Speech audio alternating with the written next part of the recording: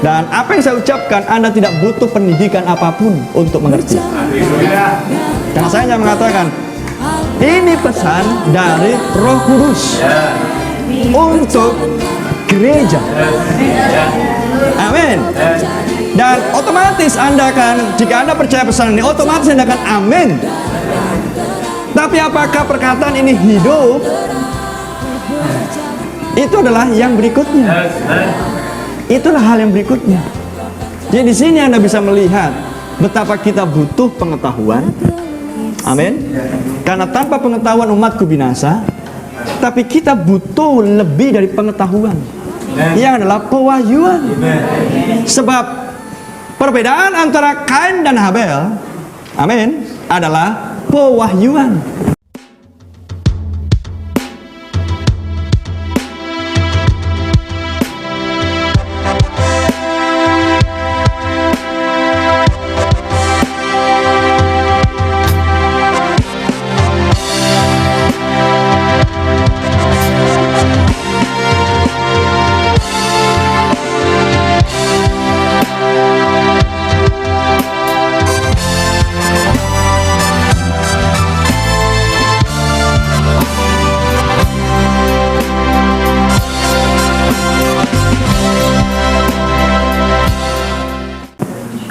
Kain dan Habel menerima mendengar perintah yang sama. Tidak berbeda. Buatlah korban bagiku. Hanya itu perintahnya. Amin. Tapi karena pewahyuan yang membedakan keduanya, glory, maka hasilnya berbeda. Praise the Lord. Hasilnya berbeda. Maka Anda bisa mengerti di sini. Pesannya sama, tapi yang membedakan adalah pewahyuan. Maka hasilnya berbeda. Amin. Di mana apa hasilnya, brother? Hasilnya adalah yang satu adalah manusia natural dengan konsep jasmani, pemikiran ide manusia. Yang satu hasilnya adalah menghasilkan sebuah manusia yang spiritual. Dari pesan yang sama, dari perintah yang sama. Amin. Yang satulah manusia yang keduniawian tapi religius agamawi. Yang satulah manusia kelahiran sorgawi yang dilahirkan kembali menjadi ciptaan yang baru dan orientasi hidupnya lah sorga. Amin. Dari perintah yang sama, dari pesan yang sama, dari firman yang sama. Camkan baik-baik hal ini. Haleluya.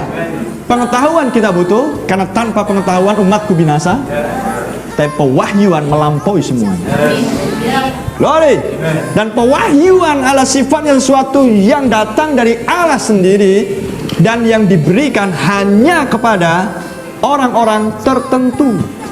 Dan itulah hak absolutnya Tuhan. Tidak ada orang yang bisa menasihati dia. Jadi ini bukan kemampuan intelektual dan kecerdasan manusia. Amin. Ini adalah suatu komunikasi bahasa, tapi bukan bahasa biasa. Mengerti yang saya maksudnya? Haleluya. Ini melampaui bahasa Indonesia. Ini melampaui bahasa Inggris. Praise the Lord. Ini melampaui bahasa Ibrani. Ini melampaui bahasa Aram. Ini melampaui bahasa Yunani. Mereka yang bahasa Ibrani, mereka mendengar para nabi berbahasa Ibrani. Di zaman para rasul, di zaman Tuhan Yesus berbicara bahasa Aram. Di zaman rasul mereka berbicara bahasa Ibrani, berbicara bahasa Yunani. Dan Anda tahu Yunani adalah di zaman-zaman tersebut adalah gudangnya orang-orang super intelektual. Gak ada yang bisa mengalahkan orang Yunani di zaman tersebut. Pemikir-pemikir hebat datang dari Yunani di zaman-zaman tersebut. Anda bisa, amin. Tapi lihat seberapa banyak yang bisa mengerti perkataan Rasul Paulus dan yang hidup oleh setiap kata yang keluar dari mulut Rasul ini. Rasul dan Nabi. Amin. Glory.